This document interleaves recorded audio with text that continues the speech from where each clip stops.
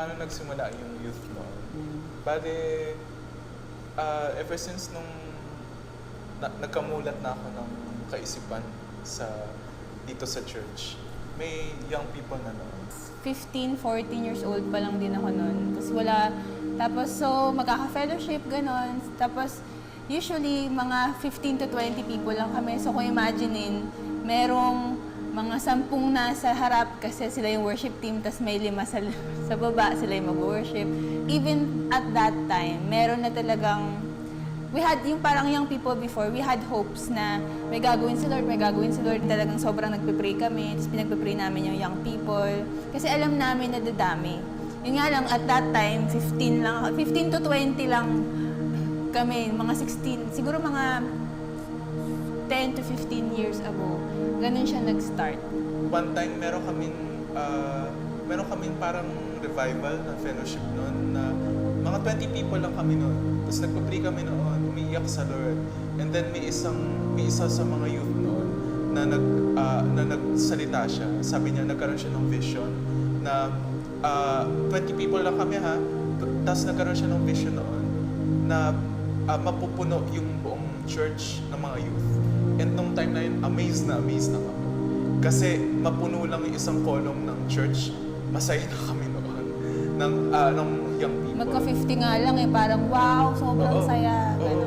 Hindi namin ma-imagine paano gagawin ng Lord na isang buong congregation, isang buong church mapupuno ng young people.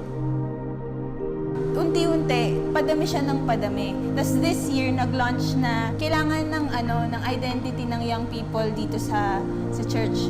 Kasi ang TGCCM, ito na the Great Commission Christian Ministry. Pero parang kami, sino ba kami, ganyan. So doon nag-arrive na ang young people ng church, we will be called SND, Sons and Daughters. So nag-launch to nung January this year with the vision na itong young people ng TGCCM, magiging disciples ng Lord. Yung mga, syempre parang, kasi yun ang experience ko Nag-start ako 13, 12, tapos salingkit-kit lang ako dun sa mga matatanda. There's that goal na we will be the next leaders of this church and even of a greater community we are serving. And mahalaga tong SND as a means para mailagay yung purpose, yung plano ng Diyos dun sa bawat kabataan. Kami na lumaki dun sa young people, nakita namin yung transition, nakita namin yung development, kung paano yung fruition nung movement ng Lord. From yung 20 people kami na amazed kami. May vision nagpakita ang Lord ng plans niya para sa young people. And unti-unti niyang binubuo ito. Tapos makikita mo, ginawa yung sinabi ng Lord 15 years ago, yun yung pinangyayari niya ngayon. Parang ito pa lang yung start ni Lord sa Sons and Daughters ng TGCCM. And I really believe that SND is the Joshua generation of TGCCM. Yung hindi namatay lahat, kundi yung generation na mag-fulfill ng promise ng Lord. Yung generation na may kakayanan magtiwala sa lahat ng promises ng Lord at mapangyayari sa buhay ng bawat isa sa amin yung gusto ipangyari ng Lord, yung pag-angat sa buhay, yung pagiging leader of leaders, leaders of influence, impact sa communities, mag-win ng napakaraming tao. Kami yung generation na yun. Nakikita ko yung move ng Lord na kada fellowship meron siyang tinitili. May vision ng Lord. Gustong dalhin ng Lord doon yung young people. And for now, nakikita namin na unti-unting dinidevelop ng Lord yun. One message after another. One deliverance after another. One healing after another. Para talagang maka-stand up na strong, isang arm itong generation.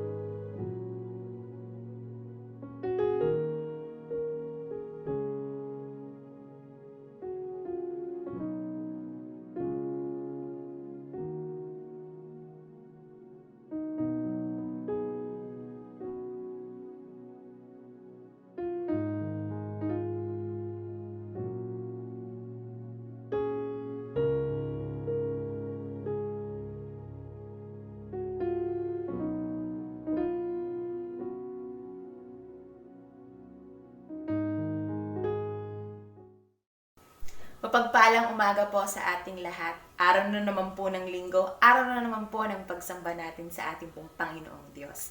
At sa umaga pong ito, ay welcome po sa ating online worship. And before tayo po mag-proceed sa ating pong worship, batiin po muna natin ang mga kasama po natin sa ating pong tahanan ng maganda pong umaga. Ngayon naman po ay buksan po natin ang ating pong mga lalang Biblia. Samahan niyo po ako, matatagpuan po ang Word of God sa 1 Corinthians chapter 15, verses 54 to 58. 1 Corinthians chapter 15, verses 54 to 58. Basahin po natin, verse 54. When the perishable has been clothed with the imperishable, and the mortal with immortality, then the saying that is written will come true. Death has been swallowed up in victory. Verse 55. Where, O death, is your victory? Where, O death, is your sting? The sting of death is sin, and the power of sin is the law. Verse 57. But thanks be to God. He gives us the victory through our Lord Jesus Christ. Verse 58. Therefore, my brothers and sisters, stand firm. Let nothing move you. Always give yourselves fully to the work of the Lord, because you know that your labor in the Lord is not in vain. Praise God po sa ating pong nabasang Word of God. And let us pray po. Panginoong Diyos, banal at makapangyarihan sa lahat, amin po kayong itinataas sa umaga pong ito. Mapagpalang lubos ang inyong pong pangalan, Panginoon. At patuloy po namin kayong itinatanyag sa buhay ng bawat isa po sa amin. We are inviting the Holy Spirit to minister upon us today as we worship you in spirit and in truth. Talagang maranasan po namin kayo face to face, Lord. Maranasan namin yung dakilang presensya ninyo na hindi lang magtuturo sa amin, kundi magpapabago po, Panginoon, sa amin. As we come to you po, Lord God, sabi nyo nga po sa inyong salita, you will give us rest because your yoke is easy, Panginoon. At patuloy niyo pong sinasabi ito sa amin, not just to encourage us, but Lord, this is the very truth that comes from pinagtitiwalaan na po namin ang salita ninyo. And today din po, amin pong pinagpipray, Lord, ang amin pong worship sa inyo, Panginoon. Maitaas po namin ang amin pong mga tinig sa inyo.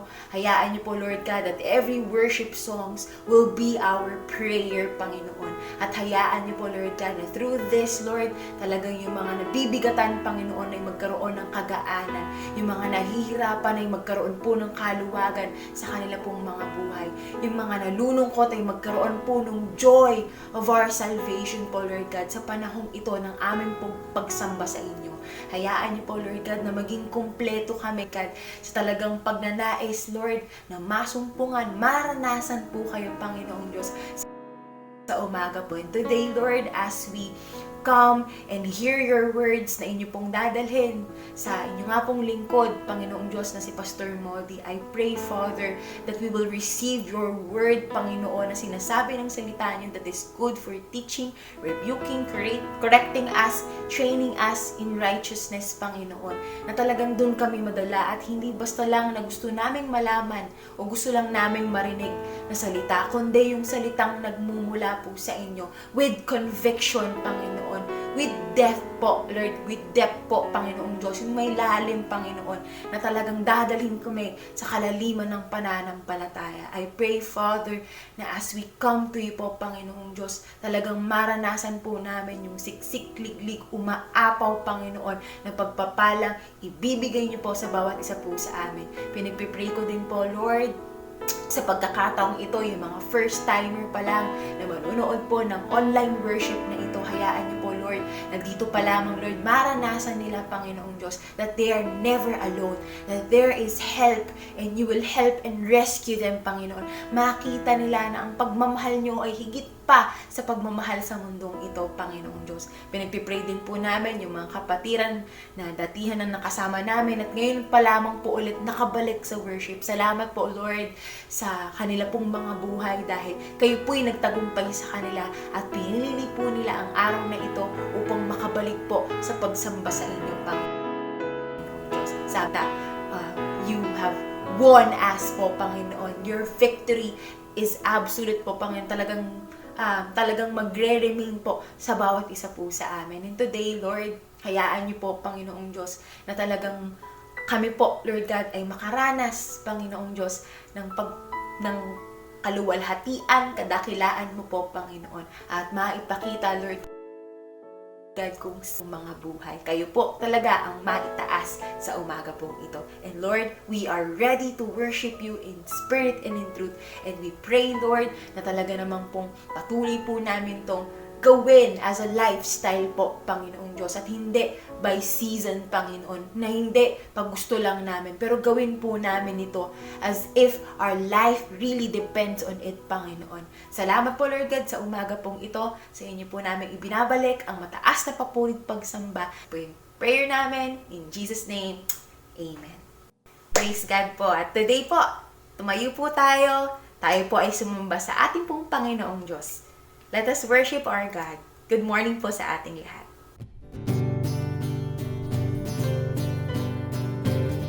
Your love endures forever, O God. Give me praise, Father.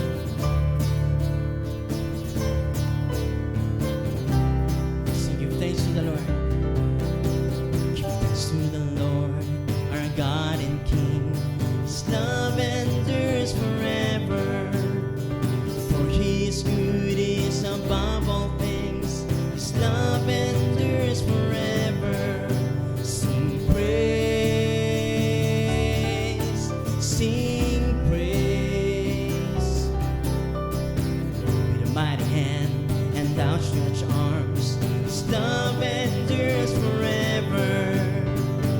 For the life that's been reborn, His love endures forever. Sing praise,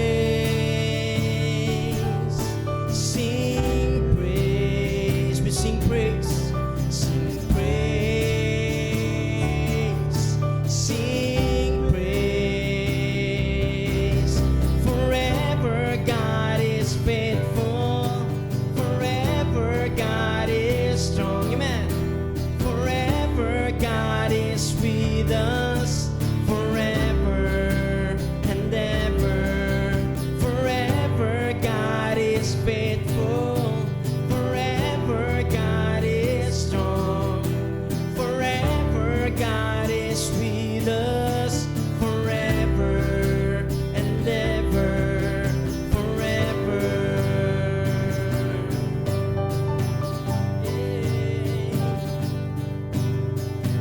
From the rising to the setting sun, His love endures forever.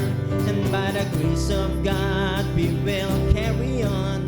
His love endures forever. Sing praise,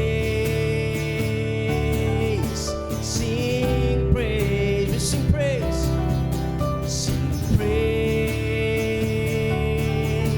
sing praise. Forever, forever God is faithful, forever God is strong, forever God is with us, forever and ever. Forever God is faithful, amen.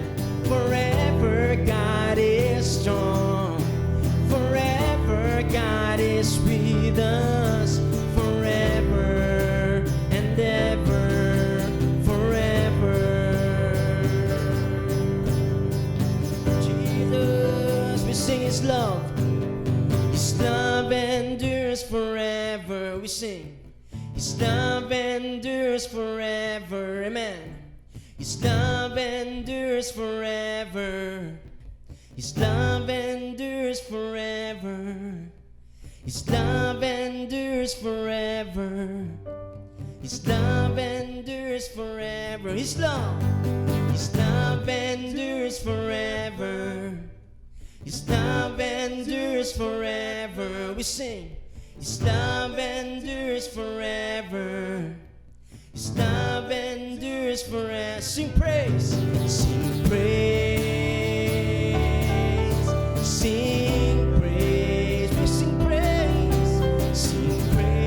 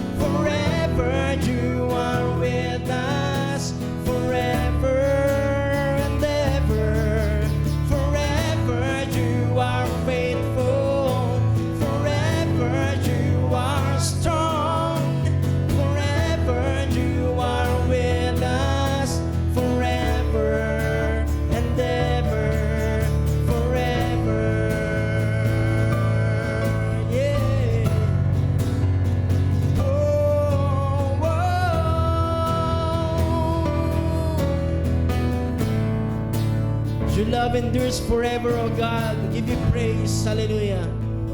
Hallelujah. Yes, oh Lord, we give you praise, Father. Your love endures forever, oh God. You are with us, Lord. You are faithful, Lord. Tuloy po sa umaga pong ito, Panginoon, namin pong sinusuko, Lord God, pinagkakatiwala ang aming pong mga buhay sa inyo, Lord God. For you are worthy, O Lord.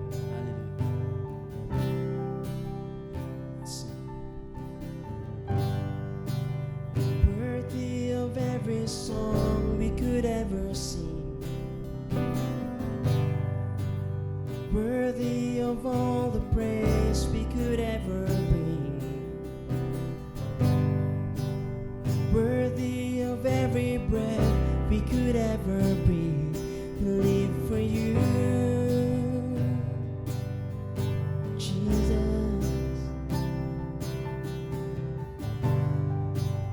Jesus, the name above every other name.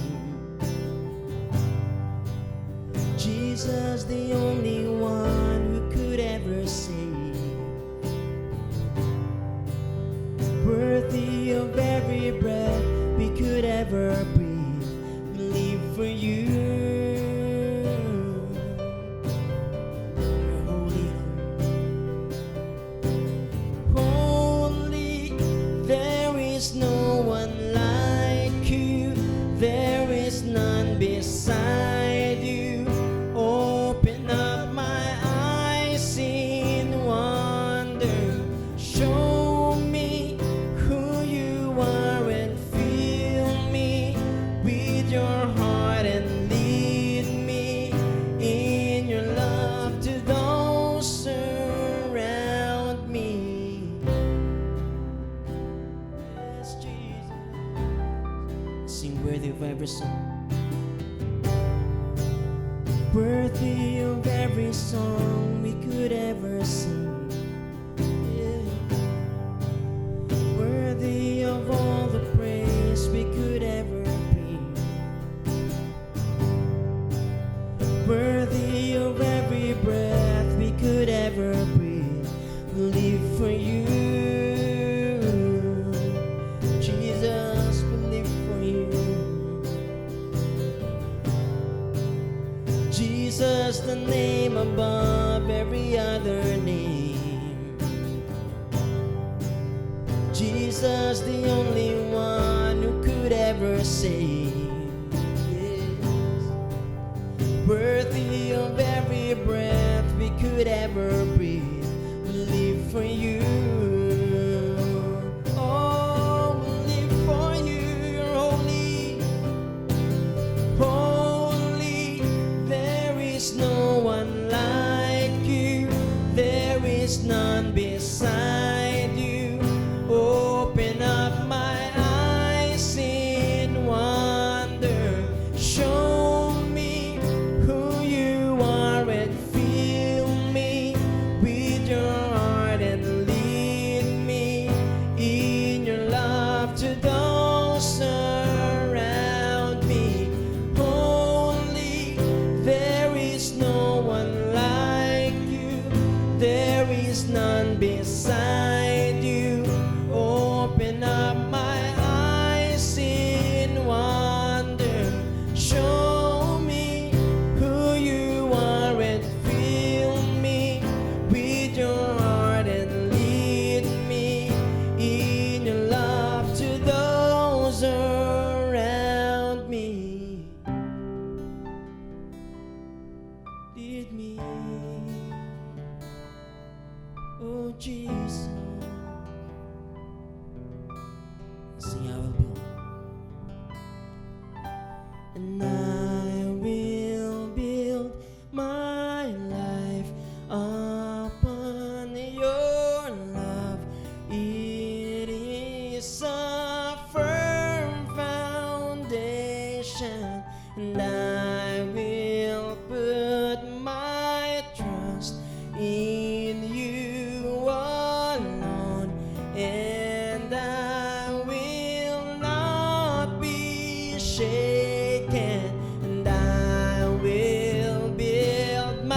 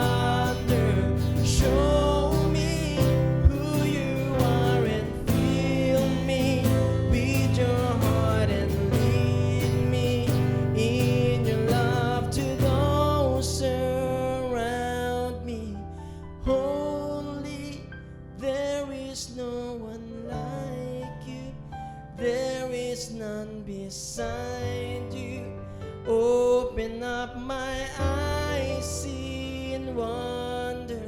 Show me who you are and fill me with your heart and lead me in your love to those around me.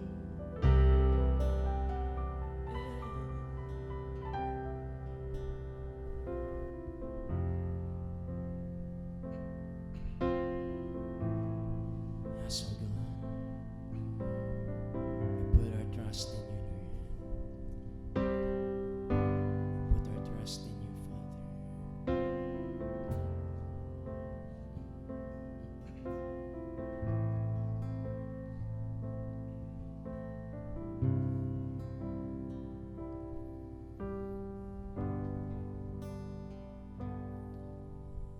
Hide me now under your wings. Cover me within your mighty hand. When the oceans rise and thunders roar, I will soar with you above the storm. Father, you are king over the flood, and I will be still, know you are God.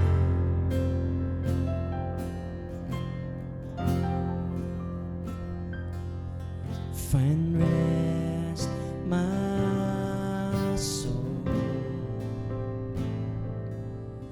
in Christ alone.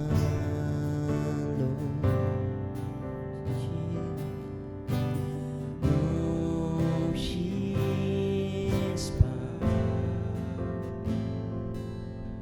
in quietness and trust. When the oceans rise and thunders roar, I will soar with you above the storm. Father, you are king over the flood, and I will be still, know you are God. When the oceans rise and thunders roll, I will soar with you above the storm. Father, you are king over the flood, and I will be still, know you are God.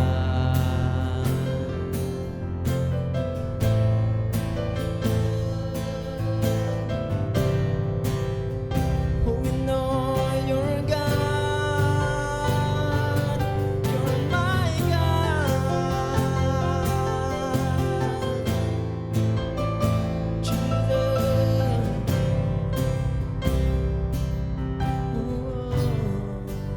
Still find rest, my soul, in Christ alone.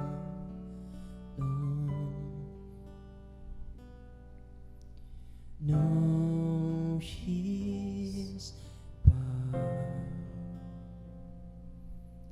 in quietness and trust. When the oceans rise and thunders roar, I will soar with you above the storm. Father, you are king over the flood, and I will be still, know you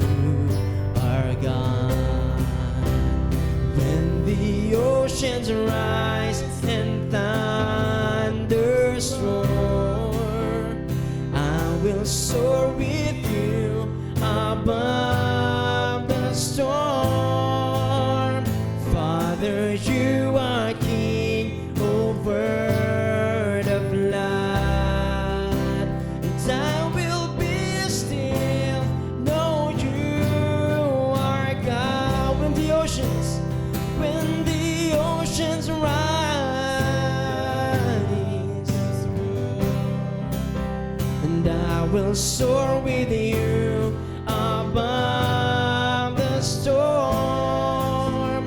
Father, you are King over the flood, and I will be still, know you are God. I will be still, know you are God, and I will be still, know you are God.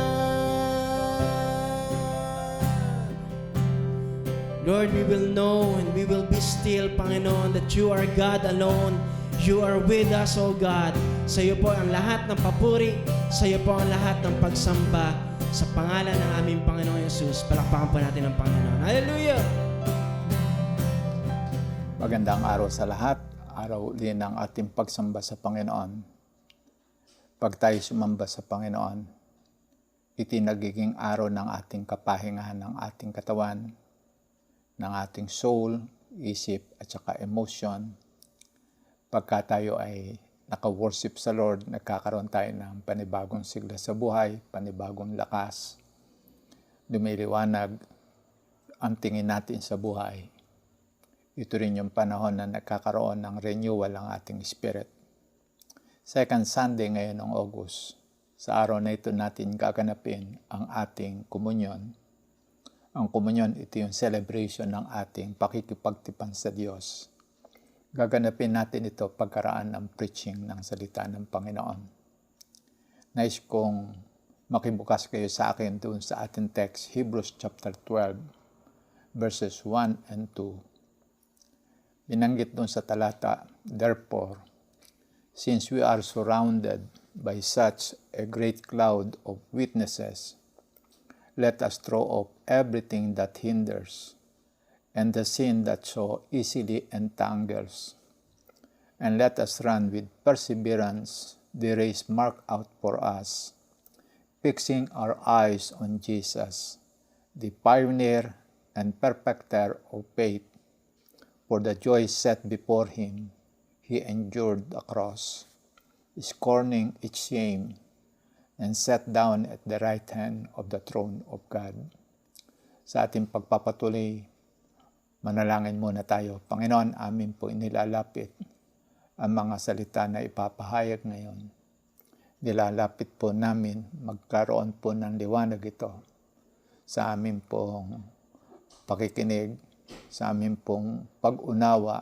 Dalangin po namin pagkalooban kami ng bukas na puso na makikinig at pusong nagnanais na sumunod sa itinuturo ng iyong salita. Pagpalain mo nga, O Diyos, ang mensahe na aming maririnig. Hiniling namin ito sa pangalan ni Jesus. Amen. Ang ating topic ngayon ay faith that endures. Yung salitang endures ay sa Tagalog ay nananatili o kaya nagpapatuloy, matibay o kaya matatag na nagtutuloy-tuloy. Ngayon, ang ating pag-uusapan ay yung ating faith sa Panginoon. At ang faith sa Panginoon ay ninanais ng Diyos na iti manatili hanggang sa wakas. Merong binanggit na nananatiling tapat hanggang sa wakas, siyang maliligtas. Ngayon, yung ating Diyos na sinasamba ay Diyos na hindi nagbabago.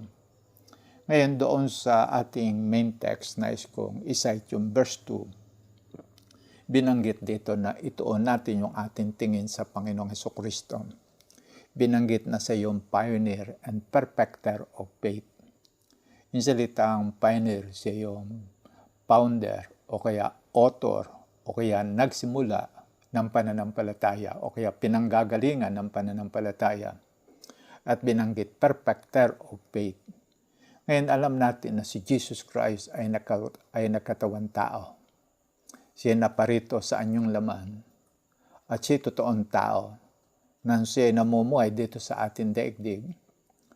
Ang kanyang ginamit talaga na kaparaanan upang maitatag yung lahat ng ipinagagawa ng Ama, lahat ng ipinangako ng Ama, pananampalataya at ito yung ating pag-uusapan.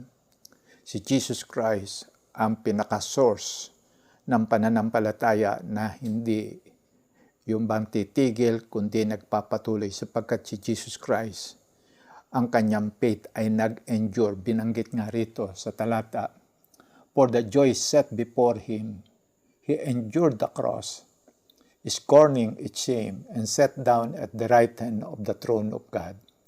Bago niya naabot yung bang pagkabuhay na maguli at saka yung pagtatagumpay sa lahat na ipinagagawa ng Ama, binanggit na meron siyang napakaraming in-endure o kaya pinagtiisan bago niya nakamit ang lahat ng iyon. At ngayon kapag ating inisip, paano ito nagawa ni Jesus Christ? Anong kapangyarihan ng kanyang taglay at nagawa niya ito? Alalahanin natin na si Jesus Christ ay napuspos ng banal na Espiritu. So, ang ginagamit niya na power ay power ng Holy Spirit. At kapag siya nagkakasout ng demon spirit, kanyang kino-comment, nagpapalayas ako ng demonyo sa pamamagitan ng Espiritu Santo. Pero paano kumikilos at gumagawa Holy Spirit sa pamamagitan ng pagpapahayag ni Jesus Christ? Binanggit, it is by faith. Kaya nga, nung minsan na siya ay yung bang nagsalita sa isang puno ng igos at iti biglang natuyo, nagtanong ang mga alagad, Panginoon, paano napangyari na yung puno ng igos ay natuyo? Ang sabi ni Jesus Christ, have faith in God. So, itinatag na ni Jesus Christ yung prinsipyo ng pananampalataya. At ito siya yung pinaka-pundasyon ng pananampalataya. O kaya author, o kaya pinagmumulan ng tamang pananampalataya. At ito yung ating pag-uusapan sa ngayon. Ngayon, ang Lord ang siyang pinanggagalingan ng pananampalataya. Ngayon, paano tayo nagkaroon ng pananampalataya kay Jesus Christ? Para maiugnay natin yung ating sarili dito sa ating pag-uusapan. Ngayon, kailan at paano tayo nagsimula sa pananampalataya? Bawat isa sa atin na tumanggap kay Jesus Christ na Lord and Savior ng ating buhay, alam natin ito. Kung kailan, alam din natin ito. Meron tayong starting date kay Jesus Christ. Ngayon, alam din natin na merong isa na nag-share sa atin ng gospel. At ano yung gospel? Ito yung gospel of God. Ito yung mabuting balita na ipinadala ng Diyos sa ating mga tao. At ngayon, sino ang mabuting balita binabanggit? Ito tungkol kay Jesus Christ. Sabi nga ng Romans chapter 1 verses 2 to 4, hindi ko babasahin lahat. Ipinangako ng Diyos ang tungkol sa Kristo at binanggit na sa pagiging tao siya ayon sa lahi ni David. At binanggit doon sa verse 4 na sabi, ipinahayag na siya yung anak ng Diyos o kaya pinatutuhanan ng Diyos na siya yung anak ng Diyos. Ang sabi, to be Son of God in power according to the Spirit of holiness by His resurrection from the dead, Jesus Christ, our Lord. Ngayon, itinatag ng Diyos yung bang pag-asa natin mga tao. At ano yung pag-asa niyang itatatag sa atin nung si Hesus Kristo ay naparito? Alam natin, siya namatay sa krus. At alam natin ang dahilan para bayaran yung ating lahat na kasalanan. Alam din natin siya inilibing. At pagkaraan ng pangatlong araw, siya nabuhay na maguli mula sa mga patay. At alam din natin, siya inakyat sa langit at umupo sa kanang luklukan ng Diyos. Ngayon, pagkaraan ni Jesus Christ na mabuhay na maguli, bago siya umakyat ng langit, kanyang ipinahayag sa kanyang mga alagad, all authority in heaven and on earth has been given to Him. So itatatag natin na si Jesus Christ yung anak ng Diyos, yung Kristo, yung Lord and King ng Kingdom of God. Ngayon, si Hesus Kristo yung katunayan ng pag-ibig ng Diyos sa atin. Ngayon, itatatag natin yung binanggit na ano yung nagpapatunay na siya yung Kristo, ang Panginoon tagapagligtas ng ating buhay, yung kanyang resurrection. So itatatag na natin yung salitang resurrection at iti gagawin natin napakahalagang laman ng ating pananampalataya sa Lord. Ito yung pangunahin at ito yung tatagan ng ating pananampalataya. Bagamat ang Panginoon ipinagkakaloob yung mga kahilingan natin sa ating mga kahilingan. Ipinagkakaloob yung kagalingan pagka tayo may sakit. Ipinagkakaloob na ang protection ng Lord kapag tayo nananalangin. Ipinagkakaloob ng Diyos sa atin ang tagumpay sa ating pamumuhay. Binibigyan niya tayo ng duwag sa ating pamumuhay sa daigdig na ito. Pero ang pangunahin sa lahat ay yung resurrection. Pananalig na si Jesus Christ ang Kristo, ang anak ng Diyos na buhay. Ngayon, balikan ko uli. Binanggit sa Romans 1:16, binanggit na ang mabuting balita ay tungkol kay Jesus Christ. Sa verse 16, Romans 1:16, "For I am not ashamed of the gospel, for it is the power of God for salvation to everyone who believes." Ngayon, binanggit na ang mabuting balita tungkol kay Kristo, ito yung kapangyarihan ng Diyos sa ikaliligtas nating mga taong mananalig sa Kanya. Sabi, "For it is the power of God." And it is the only power of God na gagamitin para tayo maligtas to everyone who believes. And then, idunugtong sa verse 17, For in it, the righteousness of God is revealed from faith to faith, as it is written, the righteous shall live by faith. Dito itinatatag na ngayon. Pagkaraan natin manalig sa Panginoong Jesucristo, tinanggap natin ang kanyang pagliligtas, binanggit na magsisimula na tayong mabuhay sa pananampalataya. Ang sabi, the righteous shall live by faith. So, nung tanggapin natin si Jesus Christ na Lord and Savior ng ating buhay by faith, itinatag na rin from that time on, magsisimula na tayong mabuhay sa pamagitan ng pananampalataya. Ngayon, binanggit din doon sa 2 Corinthians 5:7, idinagtag, "For we live by faith, not by sight." So, itinatatag lamang ng Scripture, ano talaga yung paraan ng ating pamumuhay sa daigdig na ito. It is not by sight. It is not by smell. It is not by our senses. Hindi ito yung ating gagamitin sa pamumuhay sa daigdig na ito. Binanggit sa 2 Corinthians 5:7, "For we live by faith, not by sight." So ngayon, itatatag na natin ngayon ano yung gagamitin nating naman do sa ating pananampalataya. Ngayon, gusto ko pa rin i-quote yung binanggit sa Romans 10:8-10 para maitatag yung talagang pinakalaman ng ating pananampalataya. Ngayon, binanggit do sa aklat ng John chapter 20, verse 31, na napakaraming milagro at kababalagan na ginawa si Jesus Christ. Pero lahat ng iyon binanggit, iti palatandaan lamang tungkol kay Jesus Christ. Ibig sabihin, yung pagpapagaling ng mga may sakit, yung pagpapalayas ng mga demonyo, yung pagtugon sa ating lahat ng mga kahilingan sa ating buhay ng mga physical, ang layunin ng Panginoon sa lahat ng bagay na yon ay upang tayo manalig kay Jesus Christ. At kung gayon, ano talaga yung dapat na maging laman ng ating pananampalataya? Ngayon, doon sa Romans chapter 10, verse 8-10, "But what does it say? The word is near you, in your mouth and in your heart. That is the word of faith that we proclaim. Because if you confess with your mouth that Jesus is Lord and believe in your heart that God raised him from the dead, you will be saved. For with the heart one believes and is justified, and with the mouth one confesses and is saved." Ngayon, meron ditong binanggit na ilang bagay tungkol sa ating pagtanggap ng salvation by faith. Ngayon, binanggit na meron nag-share sa atin ng gospel tungkol kay Jesus Christ. At ano yung sinishare ng gospel?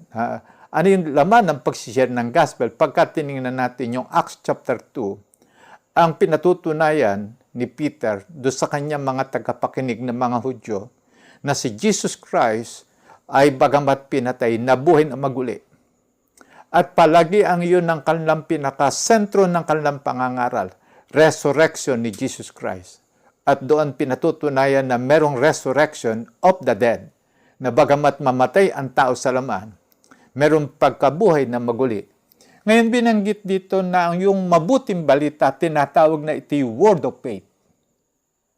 Ang mabuting balita tungkol kay Kristo, tinatawag na ito yung word of faith, na kapag ka ito yung ating pinagtiwalaan, ay maliligtas tayo. Ang sabi nga, because if you confess with your mouth that Jesus is Lord and believe in your heart that God raised Him from the dead.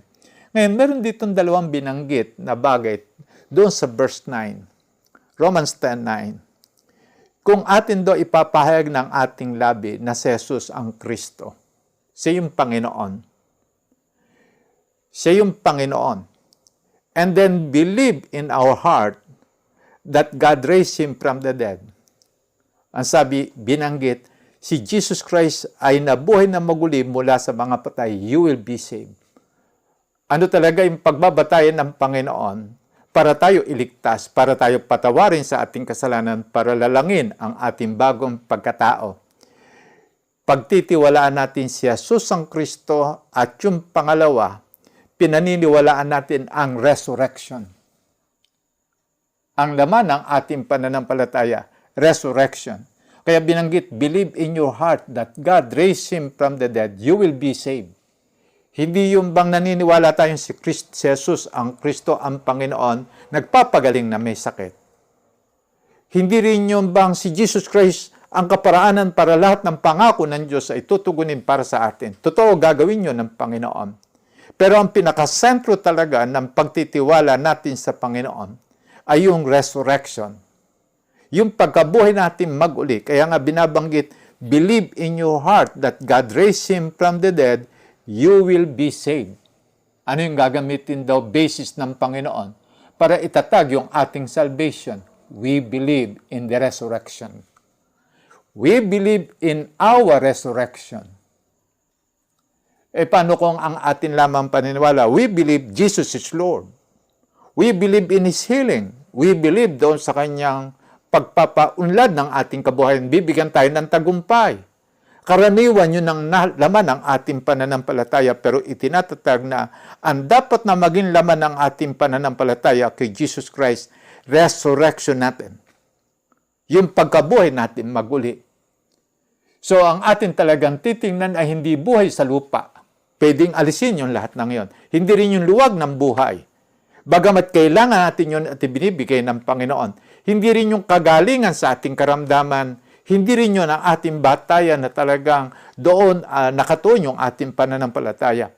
Bagamat yun gagawin ng Panginoon, ang tinutukoy ko, itatatag ng Diyos ang ating salvation if we believe in the resurrection. Resurrection ng Panginoon, resurrection natin. And then do sa verse 10, for with the heart one believes and is justified. Ang sabi sa pamagitan doon ng ating puso, tayo nananalig. Puso natin ang magsasalita. Puso natin ang siyang magpapahayag ng pagtitiwala sa Panginoon. At pagkapuso, hindi yung ating katwiran ng basis. At kapag kapuso, hindi rin yung ating emotion ng basis, kundi yung isang pagpapasya ng ating puso.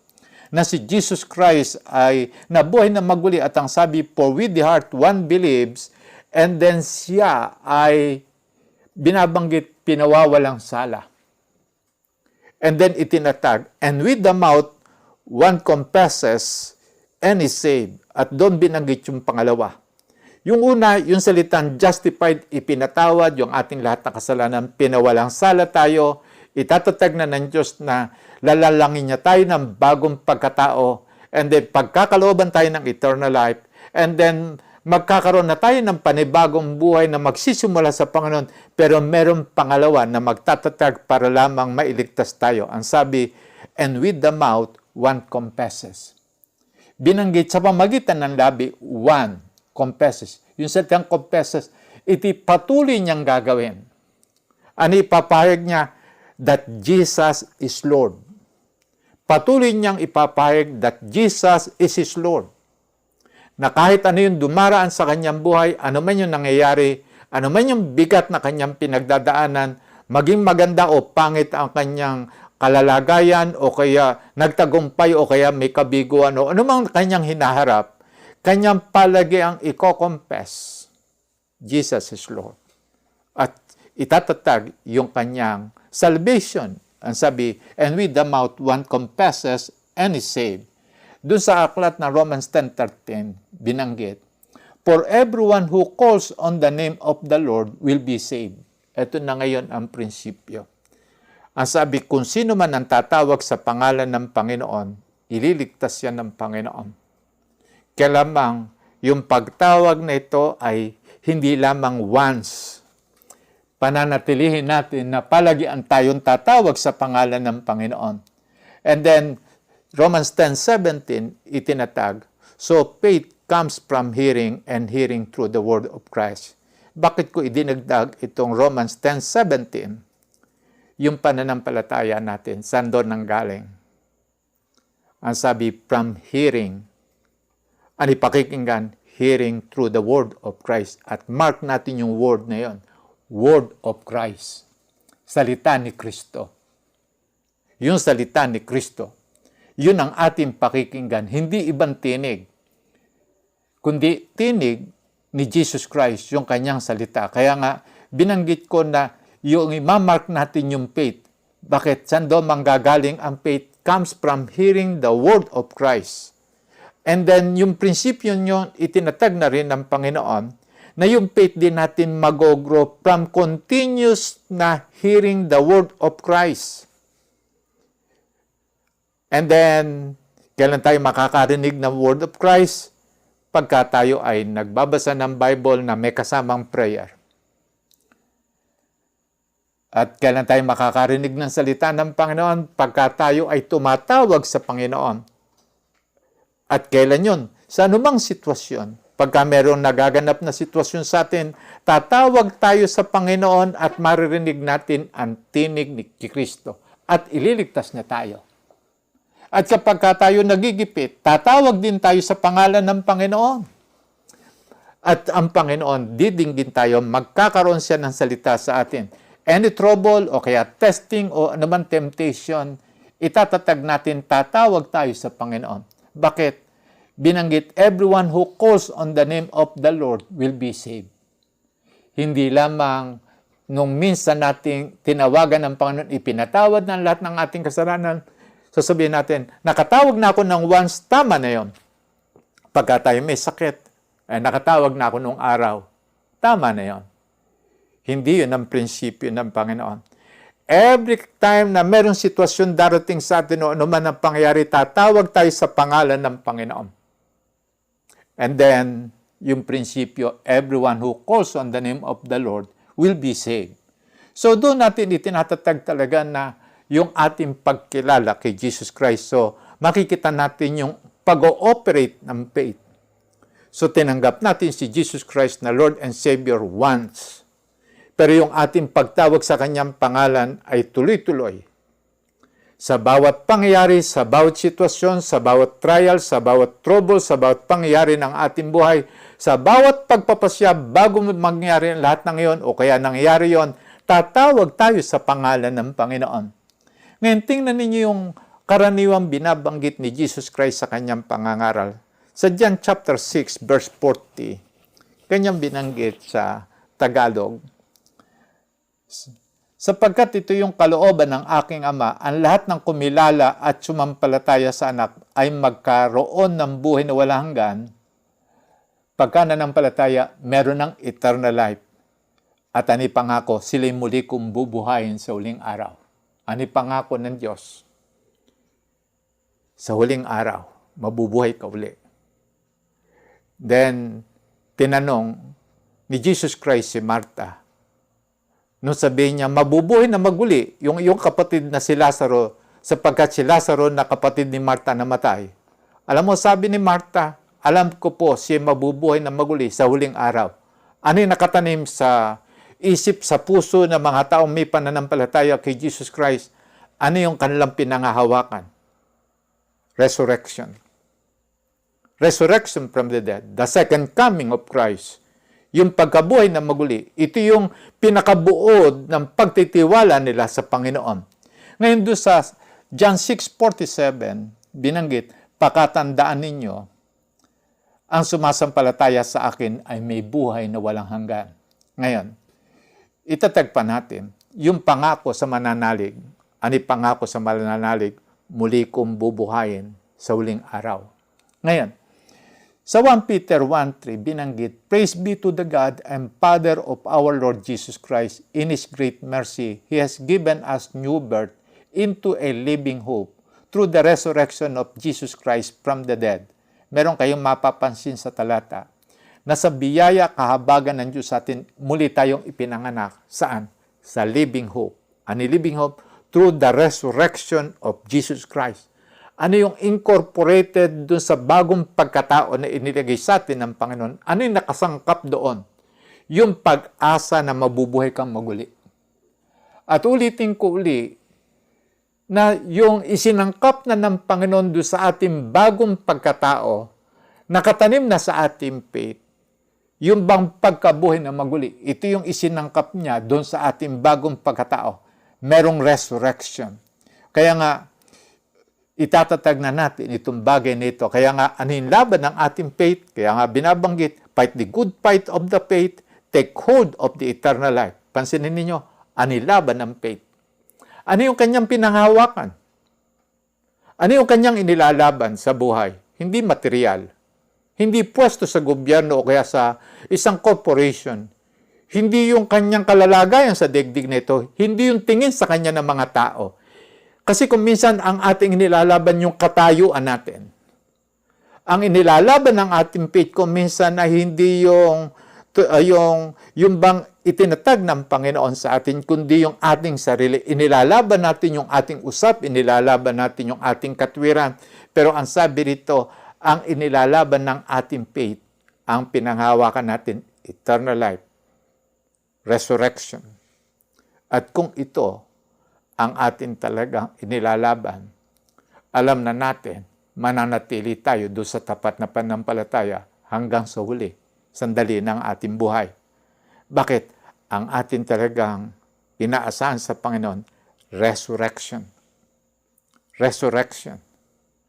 Ngayon, puntahan ko yung ating text. Basahin ko sa English Standard Version dito, no? "Therefore, since we are surrounded by a great cloud of witnesses, let us also lay aside every weight and sin which clings so closely, and let us run with endurance the race that is set before us, looking to Jesus, the founder and perfecter of our faith." Binanggit doon sa verse 1 na napapaligiran tayo ng napakaraming saksi.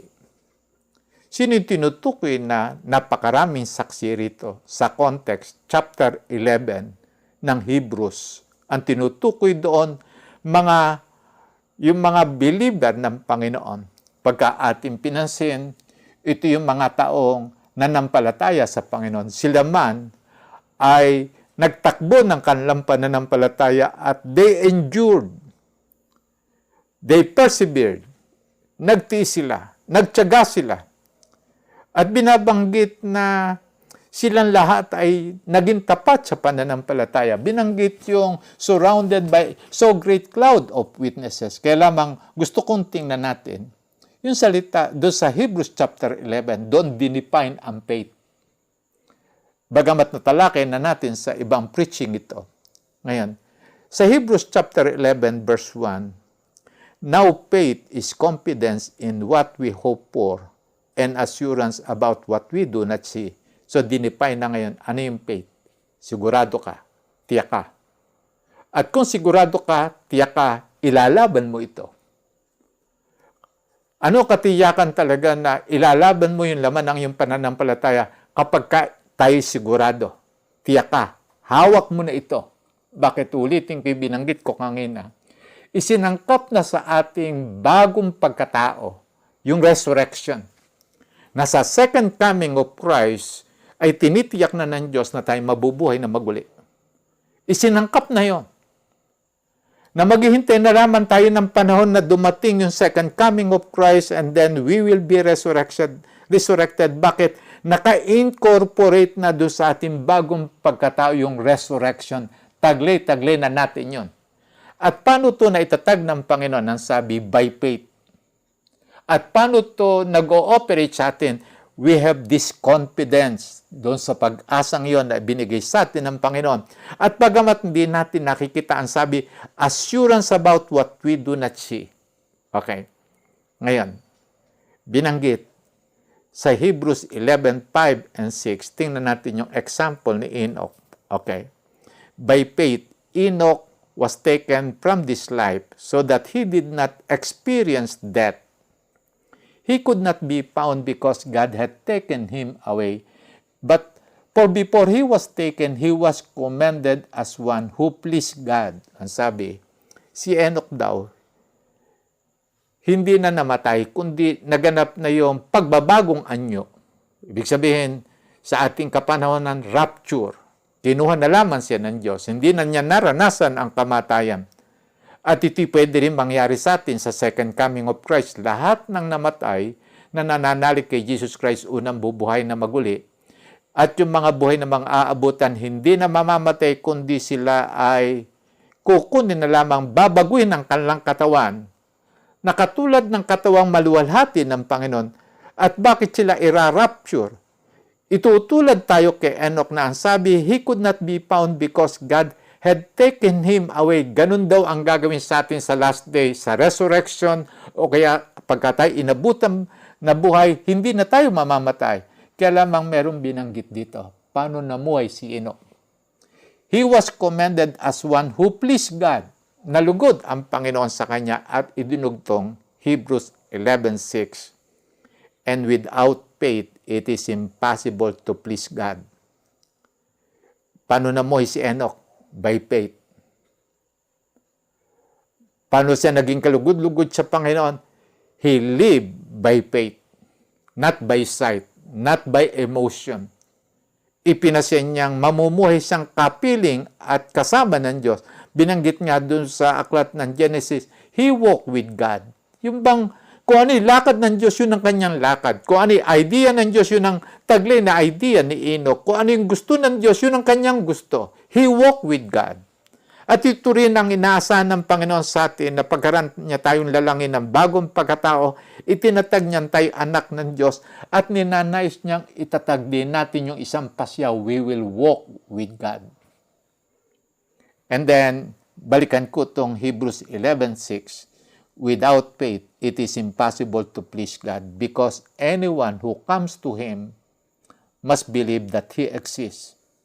Ang sabi, sino man daw lalapit sa Diyos must believe na meron Diyos. And that He rewards those who earnestly seek Him. Ngayon, ito yung ginawa ni Enoch. Lumalapit siya sa Diyos na nag-e-exist. He believed there is God. He exists. And then, alam din niya na kapag patuloy niyang hinahanap ang Panginoon, gagantimpalaan siya. So, ito rin yung prinsipyong itatatag sa atin ng Panginoon.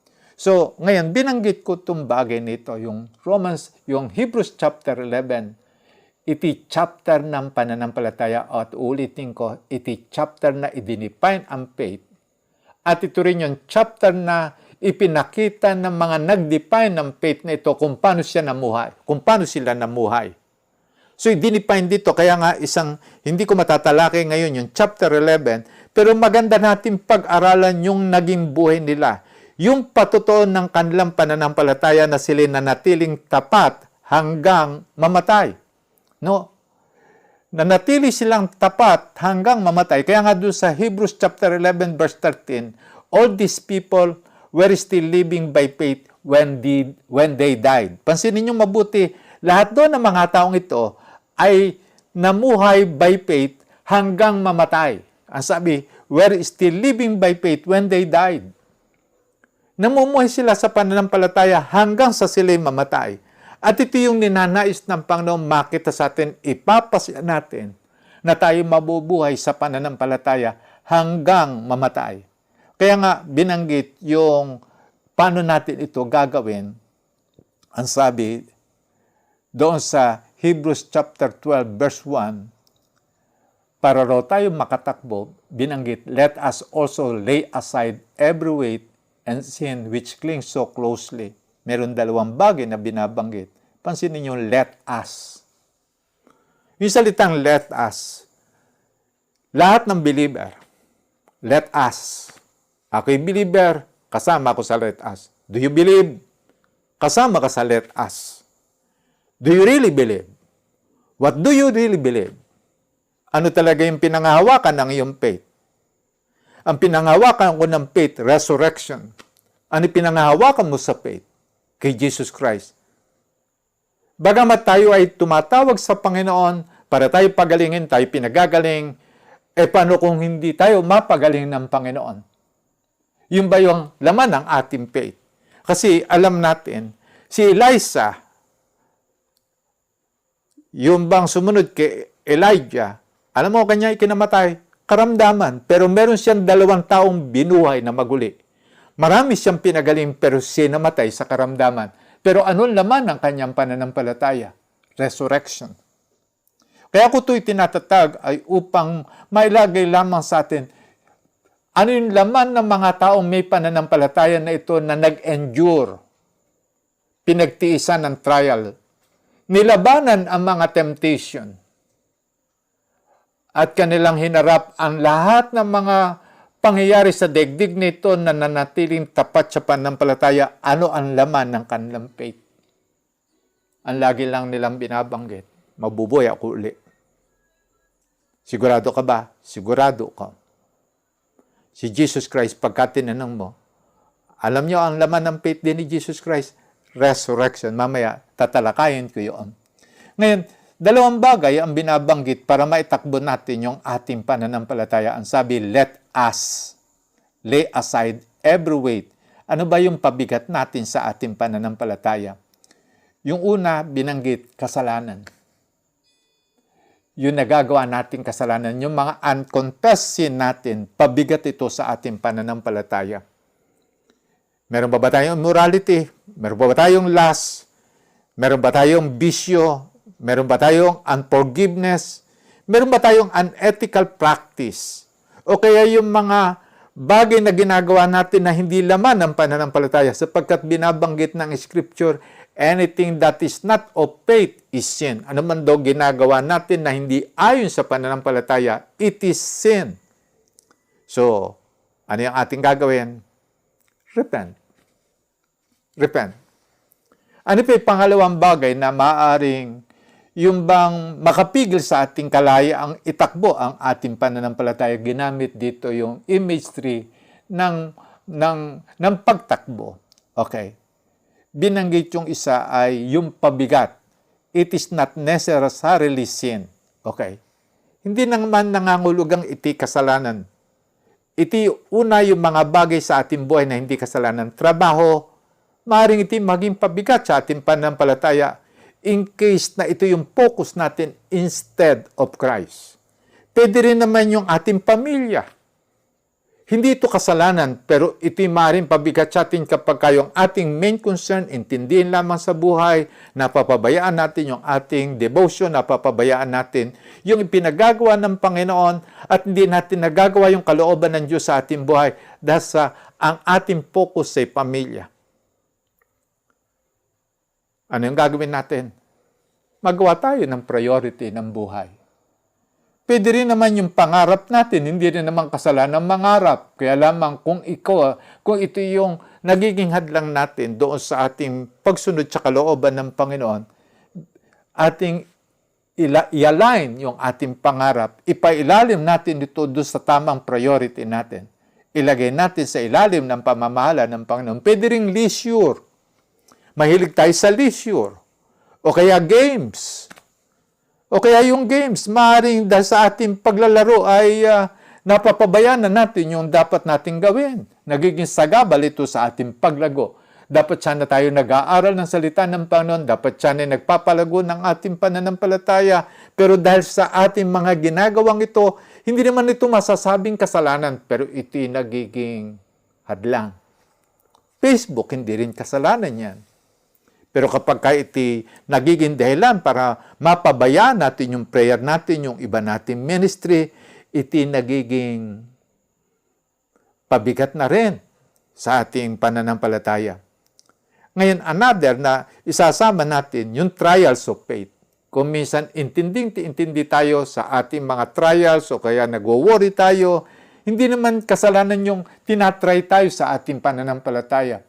Kaya lamang kapag dito nakatuon yung ating isip, pwede tayong bumitaw sa ating pananampalataya. Ano ang gagawin?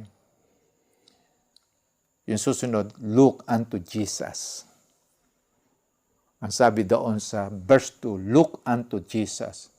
Kanginuro tayo titingin to Jesus, not to ourselves.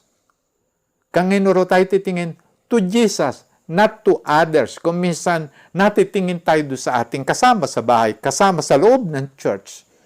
At kung minsan ito yung bang nagiging dahilan kung minsan para hindi natin maituloy yung ating paglago sa ating pananampalataya.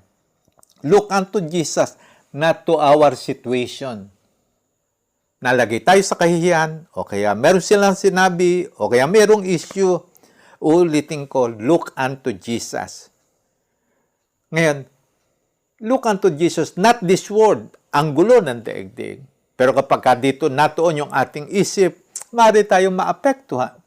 Ngayon, binanggit dito, itutuon natin kay Jesus Christ. Bakit? Sapagkat siya yung founder and perfecter of our faith. Sino si Jesus Christ? Siya yung nagsimula ng true faith sa Diyos. Si anak ng Diyos, tayo anak ng Diyos, naging anak ng Diyos, iisa ang prinsipyo na itinatatag ng Diyos. Sa lahat ng anak, they will live by faith. Nung si Jesus Christ narito sa ating daigdig, He lived by faith. By faith. Nung yung binanggit ko kanina na natuyo yung puno ng igos, dahil sa siya nagsabi, mula ngayon hindi ka na magkakaroon ng bunga. Nung may magtanong, paano po nangyari yan? Ang sagot lang ni Jesus Christ, have faith in God.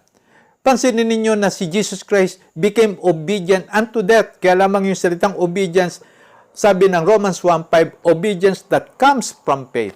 So makikita natin yung lahat ng operation ni Jesus Christ, it was done in faith. Faith in God. Nagtiwala siya sa Ama. Maging yung pagtungo niya sa krus ng Kalbaryo, ang sabi, ipinagkatiwala niya yung kanyang buhay sa kamay ng Ama.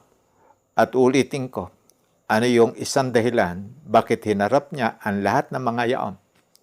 Yung siya i-torture bago ipako sa krus. Nung siya ipako sa krus, nung siya ipapatayin na, bakit siya merong kagalakan? Ano yung pagtitiwala niya sa Ama? Resurrection. Mabubuhay siyang maguli. Hindi ang pag-asa niya luwag ng buhay sa daigdig na ito. Ang kanya talagang itinatag, resurrection. At kung magkagayon, yun din ang ating itatatag sa ating buhay. Kaya nga binanggit doon sa Hebrews chapter 12, verse 2, uulitin ko uli.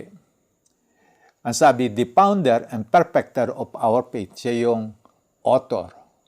Siya yung founder ng faith. Yung salitang founder, siya yung nagsimula ng totoong faith.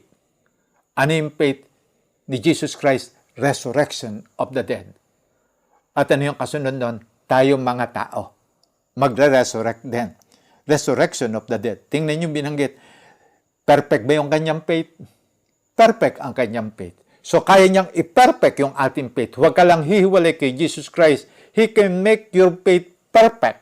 O kaya, mag-mature tayo sa faith. Tingnan niyo yung binanggit na word, perfecter of our faith. Siya yung maghuhubog ng ating pananampalataya. Sabihin natin, kaya ba ni Jesus Christ yun? Sapagkat siya merong perfect na faith. And then, who for the joy that was set before him endured the cross, despising the shame. Ngayon, and is seated at the right hand of the throne of God. Ngayon, saan nakarating yung endurance ni Jesus Christ sa kanyang pananampalataya? Ang sabi rito, kahit may kahiyan, may hirap, mayroong titiisin, ang sabi, binawalawalan na yun. Ang sabi, meron siyang kagalakang nakikita. Ano yung kagalakan niyang nakikita? Resurrection. Ano yung blessed hope natin? Resurrection. Ano yung sinasabi ng Scripture? Rejoice in hope. Mag-rejoice sa hope. Ngayon, pagka binanggit ng Scripture, rejoice in our hope. Si Jesus Christ ba, ginawa yun? Ginawa rin niya yun. Kaya binanggit dito, who for the joy that was set before him endured the cross, despising the shame, at pagkaraan niyang maranasan yung resurrection, siya ngayon ay nakaupo sa kanang luklukan ng Ama, at doon natin itatatag. Ngayon, eto na ngayon, Itatatag na natin sa ating pagkakataong ito, itatag natin yung ating pananampalataya. Ngayon, paano mag-ooperate yung principle ng faith na ito? Makikita natin merong ilang bagay tayong gagawin upang maitatag ito. Okay, sa ating application. May tinuro na paghahalin tulad si Pablo sa man of faith kay Timothy at gusto ko itong tingnan natin. Saglit ito. Para makita lang natin yung uri ng buhay na ating gagawin dito sa ating daigdig na ito. Doon sa aklat ng 2 Timothy chapter 2 verses 3 to 6. Ang sabi rito, makibahagi ka sa hirap tulad ng isang mabuting kawal ni Kristo Jesus. Ang isang kawal ay hindi nagiging abala sa mga bagay na walang kaugnayan sa pagiging kawal. Salip sinisikap niya mabigyan ng kasiyahan ng kanyang pinuno sa verse 5. Ang isang manlalaro ay hindi maaring manalo kung hindi sumusunod sa mga alituntunin ng laro. Verse 6, ang magsasaka, nagtatrabahong mabuti o kaya hardworking farmer, ang siyang dapat mo nang makinabang sa bunga ng kanyang pinaghirapan. Ngayon, meron 3 uri ng tao ang tutularan ng may pananampalataya. Ngayon, kaya ko ito ihuli sa ating application. Una, sundalo. Pagka naisip natin, ano ba yung mga sundalo? Ano yung gagampan ng gawain ng sundalo? Makipagdigma. So, makikipagdigma siya, saan siya sasanayin? Sa hirap, sa mga trials, doon sa mga discomfort, doon sa mga hindi magagandang kalalagayan. Pagkatapos nagtitrain siya ng paggamit ng armas, and then binanggit na nakahiwalay siya sa buhay na sibilyan, ibig sabihin hindi siya nakikilahok doon, iisa nasa isip niya, mag-aalay siya ng buhay doon sa kanyang pinaglilingkuran. So ano yung tinutukoy natin? 3 uri ng tao na tutularan ng may faith. Sundalo, fight the good fight of faith. Ilalaban niya yung kanyang pananampalataya.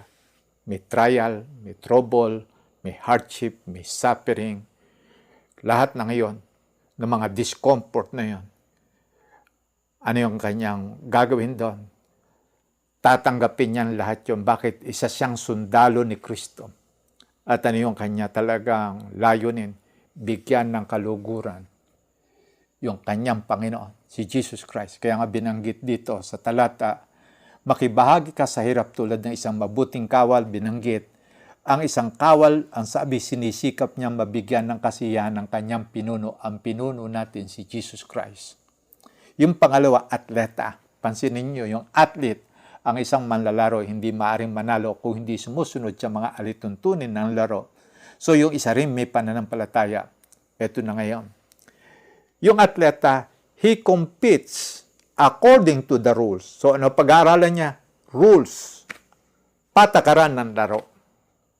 Hindi siya po pwedeng humiwalay doon sa mga laro, yung mga patakaran sa laro. So siya makikihamok o magkukumpit according to the rules. So sa atin naman, sa ating pagtakbo sa pananampalataya, inilalarawan din tayo atleta. Ating ngayong pag-aaralan yung mga rules ng ating buhay. Hindi tayo dapat bumaksak sa temptation. Overcome temptation para ma-overcome ang temptation. 2 bagay ang ating gagawin. Pag-aaralan natin ang scripture para tayo makasunod. Pangalawa, lagi tayo nagpipray. So makikita natin paano magtatagumpay yung atleta, compete according to the rules. Tayo naman ay mamumuhay ayon sa Word of God. At kapag meron temptation, overcome ang temptation. Ano gagawin natin? Pray. Yung pangatlo naman ay farmer. Binanggit dito, the hardworking farmer should be the first to receive a share of the crop. So tinutukoy dito yung hardworking. Binabanggit ang magsasaka, mahirap na trabaho yan. Ihanda niya yung lupa, pagkatapos ay kanyang tatamnan nito. Ang hirap talaga ng trabaho ng isang magsasaka. Pagkaraan niya magtanim, maghihintay siya ng isang panahon. 70 days, 80 days, 90 days bago siya umani. So gayon din, dito itinutulad yung isang may pananampalataya. Hard worker siya habang naghihintay siya sa second coming of Christ. Hard worker siya sa kingdom of God. Gagawin niya lahat yung pinagagawa ng Panginoon. Naghahanap siya ng magagawa niya sa kingdom of God. Hindi siya yung bang nakatulala lamang. Hindi yung bang ang daming leisure, ang daming pahinga. Hindi yun ang kanyang gagawin. Kundi isa siyang hard worker. Kaya doon sa aklat ng 2 Timothy 2:3-5, 3 uri ang pinagtutularan na kailangang gampanan ng isang taong may pagtatagumpay ang kanyang pananampalataya hanggang sa second coming of Christ. Ulitin ko, una, soldier. Ang nilalarawan nito, fight the good fight of faith. Ang daming trial, ang daming trouble, ang daming suffering, ang daming dapat tiisin, pero lalaban niya ang kanyang pananampalataya. Now, bakit gusto niyang bigyan ng kasiyahan ang Panginoon? And then yung pangalawa, athlete, compete according to the rules. Ulitin ko uli. Paano tayo mabubuhay bilang isang tao may pananampalataya according to the Word of God? And then, yung susunod, ating you overcome ang temptation through prayer. Ano yung pangatlo na binanggit ni Pablo kay Timothy? Yung isang magsasaka, na hardworking farmer. So habang tayo naghihintay sa second coming of Christ, hard worker tayo. Hard worker tayo sa ministry. Hard worker tayo sa pagde-develop ng ating sarili. Hard worker tayo doon sa pagnanais nating gawin ang anumang paggagawa ng Panginoon.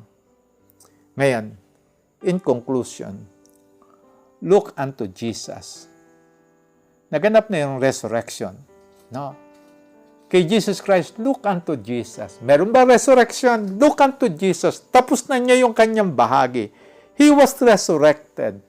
At kung ang sabi na resurrect na, tayo naman ang susunod. Pangalawa, hawiin natin yung mga pabigat o sagabal sa faith. At talikuran ang kasalanan. Takbo tayo sa faith. And then number 3, follow Jesus and His example. Siya yung source, author, and perfecter ng ating faith. Sa ating altar call, bago tayo magwakas, una, alamin yung mga sagabal sa ating pagtakbo sa faith. Alam natin kung bakit hindi tayo lumalago sa pananampalataya.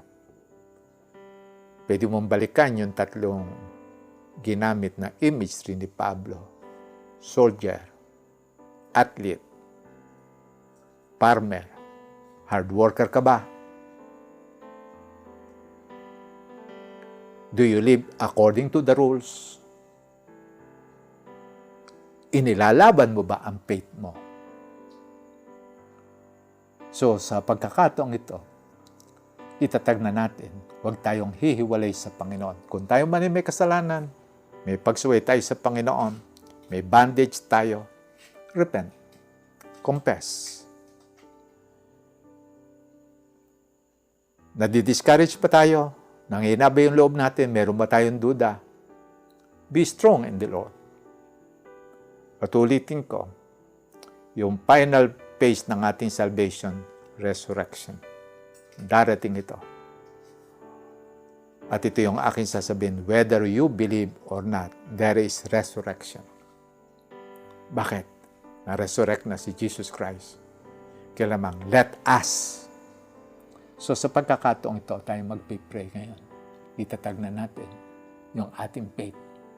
Linisin na natin yung anumang mga bagay na kung minsan ay mga dekorasyon ng ating pananampalataya, hindi natin na itatatag yung ating talagang sigasig at pagtatatag ng ating pananampalataya saan? Resurrection of the dead. The second coming of Christ. Tayo magkuko ng ating ulo and then itatag na natin, magkaroon tayo ng ating pagtatatag ng ating pananampalataya sa resurrection. Kung meron pang sagabal sa pagtakbo natin sa faith, hawiin natin ito. Meron bang kasalanan, i-confess natin. Nanghihina ba yung ating loob? Be strong in the Lord. Okay, let's begin in prayer.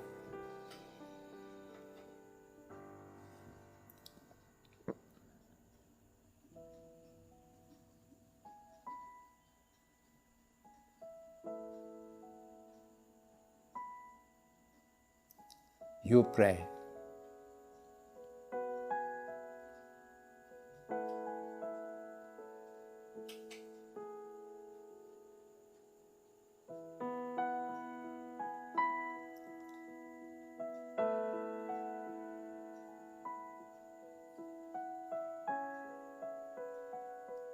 Itatag ninyo ang inyong pagtitiwala sa Panginoon niyo.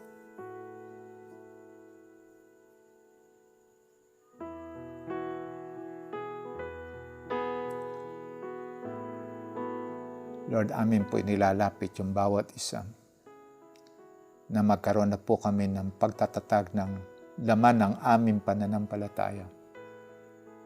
Yung pasimula ng aming pananampalataya sa Panginoon, ang laman nito, resurrection. At habang kami nagpapatuloy, ang amin pa rin pong ipinapahayag na laman ng aming faith, resurrection. At ninanais niyo po na kapag po kami ay namuhay sa daigdig nito, by faith sa Panginoon, yung assurance namin sa resurrection. And then mamatay kaming may pananampalataya. Inilalapit po namin, O Diyos, itatag na namin yung aming katiyakan. Ngayon pa lamang, ilalaban namin yung aming pananampalataya. Mamumuhay kami ayon sa pamantayan ng Panginoon at kami po ay magiging hard worker na believer. Hinihiling po namin ito, Panginoon. Pagpalain niyo po yung bawat isa sa pangalan ni Jesus. Amen. Okay. Nabanggit ko kanina na ating itatatag yung ating komunyon this day.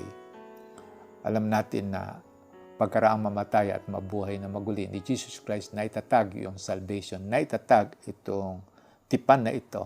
Pero bago siya namatay, ay si Jesus Christ ay ginanap itong communion with His disciple. So itong communion for disciples, para sa mga alagad ng Panginoon, for the believer. Nais kong basahin yung sa aklat ng 1 Corinthians 11:23 and following, bago natin gawin itong komunyon. Ito yung katuruan tinanggap po sa Panginoon at ibinigay ko naman sa inyo. Nung gabing siya ipagkanulo, ang Panginoong Hesus ay dumampot ng tinapay. Nagpasalamat at pinagpira-piraso yun at sinabi, ito yung aking katawan na inihandog para sa inyo. Gawin ninyo ito bilang pag-aalaala sa akin. So tinutukoy na yung tinapay, binanggit na ito yung aking katawan na inihandog para sa inyo. So itong tinapay, ang sinisimbolo nito, katawan ni Kristo. And then, matapos maghapunan, dumampot din siya ng kopa at sinabi, ang kopang ito ay ang bagong tipan ng Diyos na pinagtibay ng aking dugo. Tuwing iinumin ninyo ito, gawin ninyo bilang pag-aalaala sa akin. So, yung kopa naman, merong laman itong grape juice. Ay ang sabi niya, ang kopang ito yung bagong tipan ng Diyos na pinagtibay ng dugo ng Panginoon. Tuwing iinumin doon natin ito, ang sabi, aalalahanin natin ang Panginoong Hesukristo. Yung kanyang kamatayan sa krus, nabubo ang kanyang dugo. Yung kanyang dugo na yon, panlinis ng ating buhay. Doon sa 1 Corinthians 11:26, sapagkat tuwing kakain kayo ng tinapay na ito at inom sa kopang ito, ipinapahayag ninyo ang kamatayan ng Panginoon hanggang sa kanyang muling pagparito. So, ating ipinapahayag daw yung kamatayan ng Panginoon hanggang sa kanyang muling pagparito. So, ang atin talagang anticipation dito sa komunyon, yung resurrection. Ang sabi, habang ginagawa roon natin ang komunyon, itong tinapay at saka katas na ubas habang ginagawa natin, ano yung ating pinapahayag? Muling magbabalik ang Panginoon. Meron tayong resurrection. Ang sabi, ipinapahayag ninyo ang kamatayan ng Panginoon hanggang sa kanyang muling pagparito. Sa verse 27, ang sinumang kumakain ng tinapay at umiinom sa kopa ng Panginoon sa paraang di nararapat ay nagkakasala sa katawan at dugo ng Panginoon. Kaya dapat siyasatin ng taong kanyang sarili bago siya kumain ng tinapay at uminom sa kopa. Sapagkat ang sinumang kumakain at umiinom ng hindi kinikilala ang kahalagahan ng katawan ng Panginoon ay kumakain at umiinom ng kahatulan laban sa kanyang sarili. Yan ang dahilan kung bakit mahihina at masasaktin ang marami sa inyo at may ilan ngang namatay na Kung sisiyasatin natin ang ating sarili, hindi tayo hahatulan ng Panginoon. Okay, bago natin tanggapin ang komunyon, magkaroon tayo ng pagsusuri, pagsisiyasat ng ating buhay. May kasalanan ba tayong nagawa? May kamalian, pagkukulang, karumihan, o kaya ano man yung nagawa nating kasalanan. Atin itong i-confess ngayon sa harapan ng Panginoon bago natin tanggapin ang komunyon. Let's begin. Magkaroon tayo ng personal at kanya-kanyang prayer ngayon. Prayer of confession. Begin. Come on.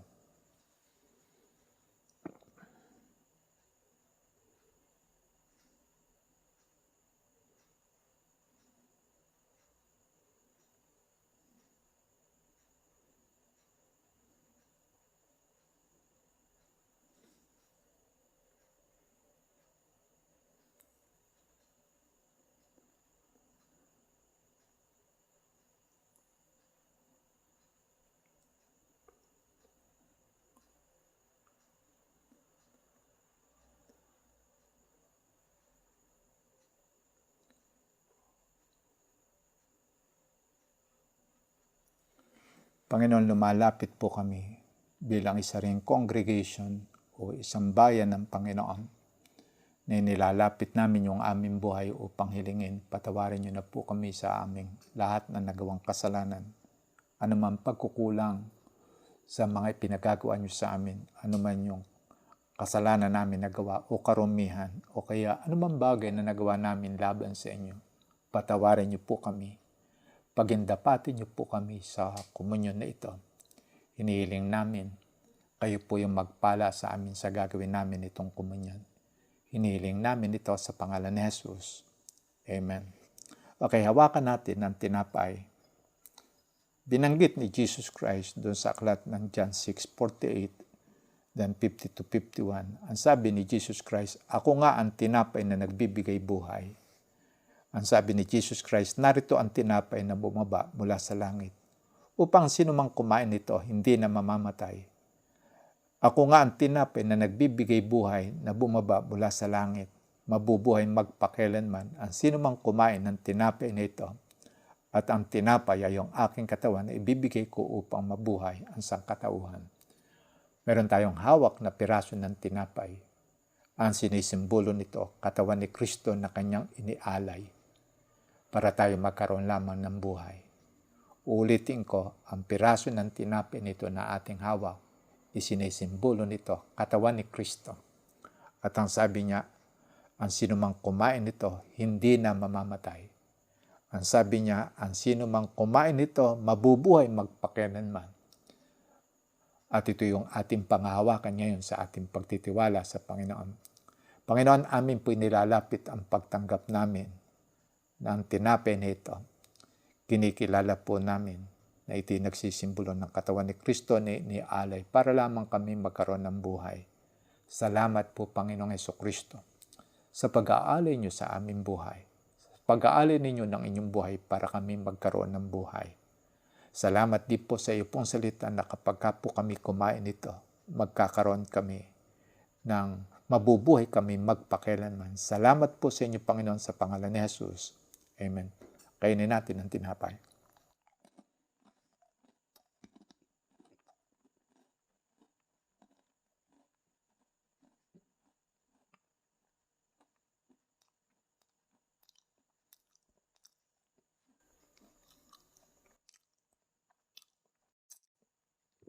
Hawakan natin ang lalagyan ng katas ng ubas. Si Jesus. Pagkatapos dumampot siya ng kopa, nagpasalamat sa Diyos at ibinigay yun sa kanila. Sinabi niya, uminom kayong lahat nito sapagkat ito yung aking dugo. Pinapagtibay nito ang tipan ng Diyos. Ang aking dugo mabubuhos para sa kapatawaran ng kasalanan ng marami. Itinatag. Itong katas ng ubas, isinisimbolo ang dugo ni Kristo at binanggit dito na sabi, iti mabubuhos sa kapatawaran ng kasalanan ng marami. Atin na ngayong itatatag. Na noon tayo manalig kay Jesucristo, ipinatawad na ang lahat ng ating kasalanan. At alin ang ginamit na kaparaanan, yung kanyang dugo. Kaya nga binanggit, na sabi, in Him we have redemption through His blood, the forgiveness of sin. Kaya itatatag natin, ipinatawad na ang lahat ng ating kasalanan. Malinis na tayo. Malinis na tayo. Lalakad na tayo sa daigdig na ito na malinis. Panginoon, salamat po dito sa katas ng ubas na ito na amin pong tatanggapin. Amin pong kinikilala na ang isinisimbolo nito, dugo ng Panginoon. Tinatanggap po namin. Pinatawad na ang lahat ng aming kasalanan. Malinis na kami. Wala nang hatol na ipapato sa amin. Kaya nga po, marami pong salamat sa inyo sa katas ng ubas na ito sa pangalan ni Jesus. Amen. Tanggapin natin.